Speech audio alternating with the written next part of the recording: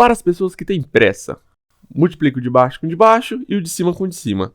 No caso de número inteiro vezes fração, sempre tem o número 1 embaixo de qualquer número. E isso só as pessoas bonitas enxergam. O processo é o mesmo, em cima vezes em cima, embaixo vezes embaixo. A grande pergunta é, por que isso funciona? Porque Deus quis assim. Quer questionar Deus? Opa! Vamos fingir que não sabemos nada sobre multiplicar frações. Se você está aqui, isso não deve ser tão difícil. Então, como que a gente poderia fazer 1/2 vezes 3/4? A gente não sabe fazer isso, mas sabemos que multiplicar significa somar várias vezes. Por exemplo, 4 vezes 5 é 5 mais 5 mais 5. Isso dá 20. Ou seja, somamos 4 vezes o número 5. Então, como que a gente poderia fazer para multiplicar, por exemplo, 2 vezes 1/3? É só a gente somar 1/3 mais 1/3. Vamos fazer isso utilizando a representação geométrica. 1/3 é algo dividido em 3 partes e pintado uma. Somar significa juntar, então é só a gente juntar essas duas partes. A fração final tem 3 divisões e 2 partes pintadas, ou seja, 2/3. A gente podia conseguir isso de forma mais rápida, multiplicando 2 pelo 1. 2 vezes 1, 2, e repete o 3, 2/3.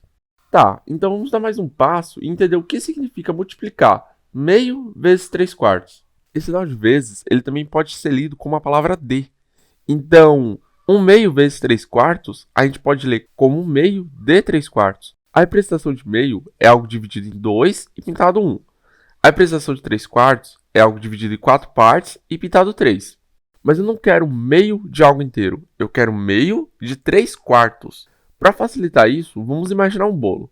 É como se a gente quisesse pegar metade de 3/4 desse bolo. Então vamos pegar o 3/4, cada parte vamos repartir em duas e pegar uma. Dessas partes que a gente pegou, quanto que isso representa do total? É como se a gente tivesse dividido todo o bolo em 8 partes e pegado 3, ou seja, 3/8. Então, pegar a metade de 3/4 é a mesma coisa de pegar 3 partes de 8 divisões. Mas como que a gente poderia chegar a esse mesmo resultado sem utilizar a representação geométrica? Descobrimos que meio vezes 3/4 é 3/8.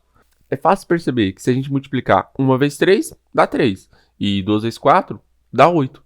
E esse é o método prático para resolver multiplicações de frações. Multiplica o de cima com o de cima e o de baixo com o de baixo. Agora é a sua vez. Faça a representação geométrica dessa multiplicação. Bora lá? Dividimos algo em 7 partes e pintamos 3.